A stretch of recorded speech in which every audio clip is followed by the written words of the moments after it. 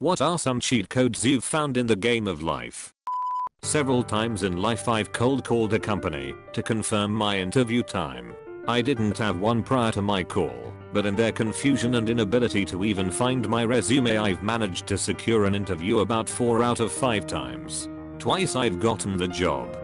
Smiling is freaking magic. You can hear a smile through the phone, and of course people can see it on your face. People often return a smile with a smile, which spreads positivity. Smiling can actually make you happier, which is a nice feedback loop to be in. Fake it till you make it. Smiles and confidence will open doors for you in life. When I was in my old 500+ person building, I kept a stack of papers on my desk.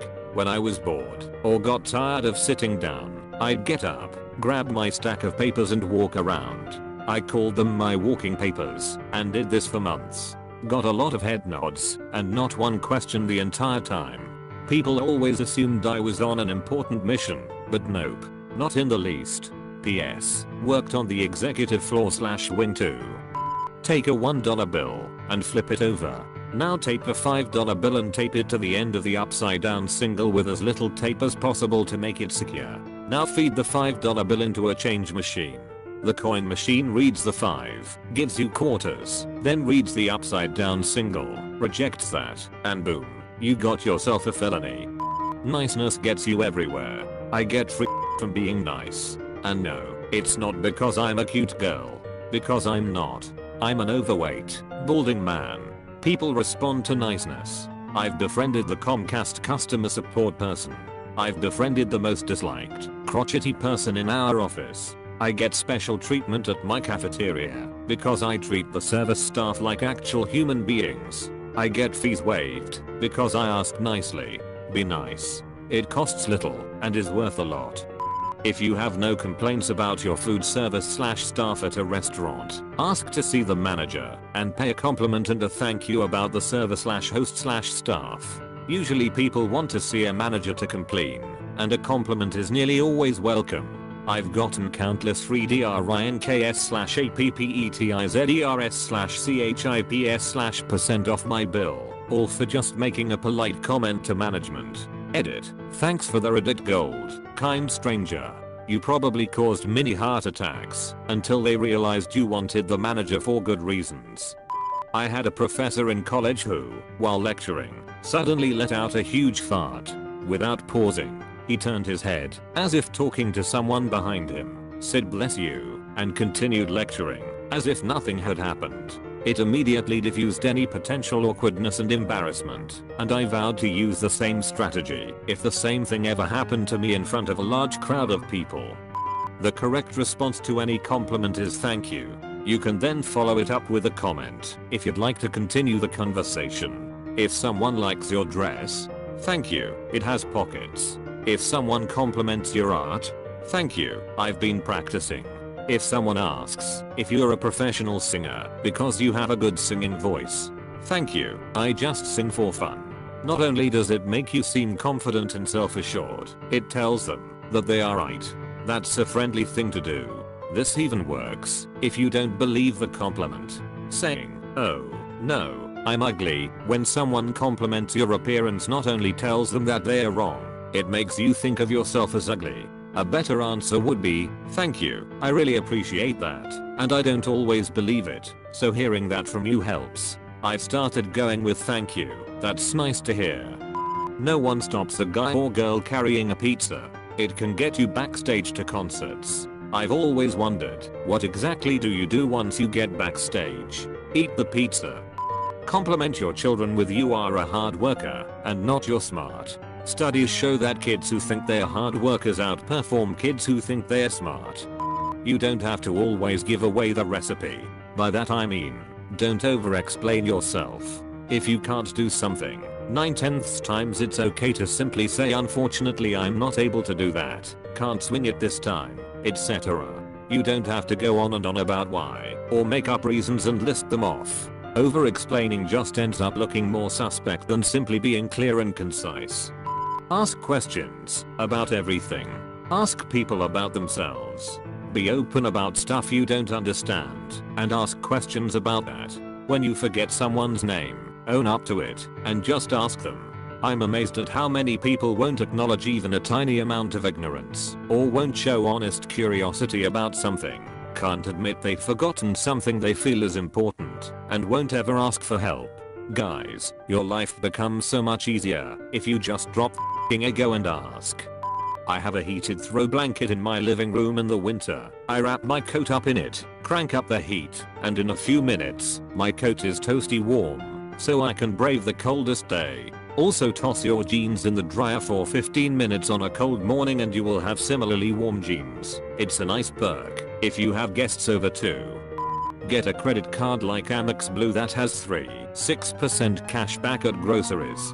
Buy all your items at grocery store. I'll use Kroger as an example. You can buy normal groceries plus gift cards, Amazon, Delta, H&M, McDonald's, whatever, and get the cash back on that deal. Then, if you time it with their 4x fuel rewards, you can save $1/gallon off gas up to 35 gallons. Altogether, the math works out to being 15% off pretty much everything I like. Been doing this for years. I'll plan large purchases from Amazon or Home Depot around their 4x fuel points, so I can get the gift cards. Edit. This also includes Kroger stores that operate under a different name, that is King Soopers.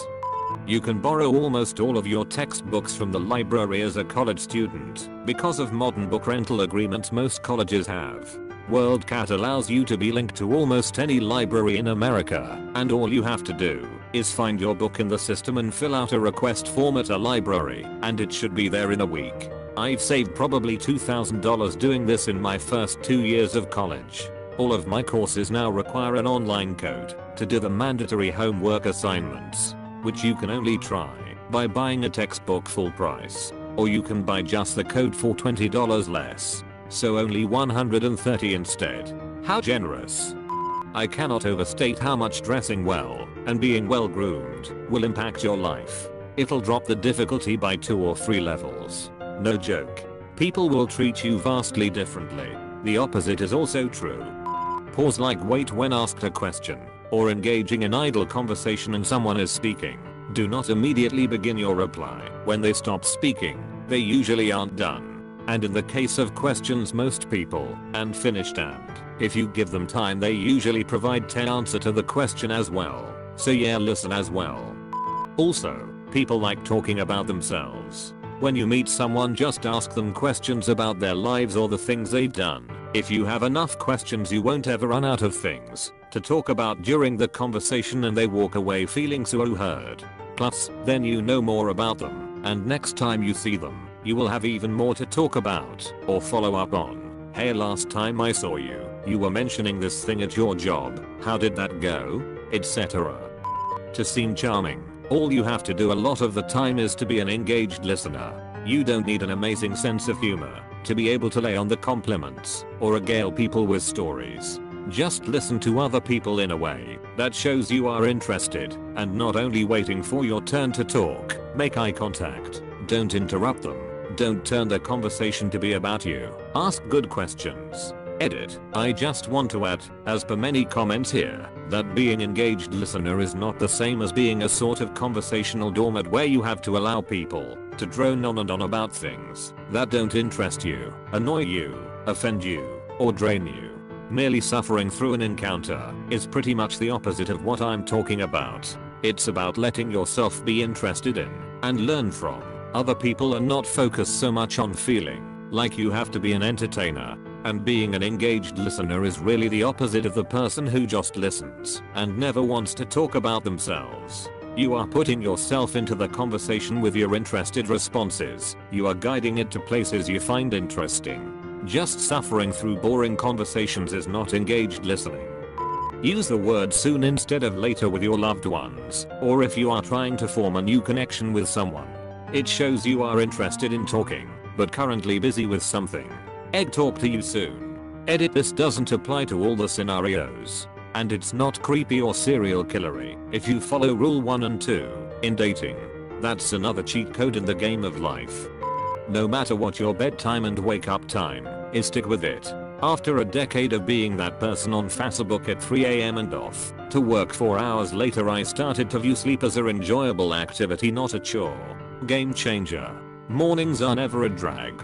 If I have trouble sleeping, I can make up for it the next morning without f***ing up my whole day. When it's your bedtime, turn off the lights and wait. And don't touch your ducking phone or your computer. Don't get out of bed, wait. When your alarm goes off, get up.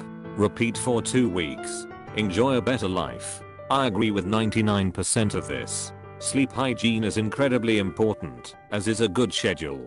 However, if you're like me and can lie in bed, eyes closed, for hours without falling asleep, don't do that.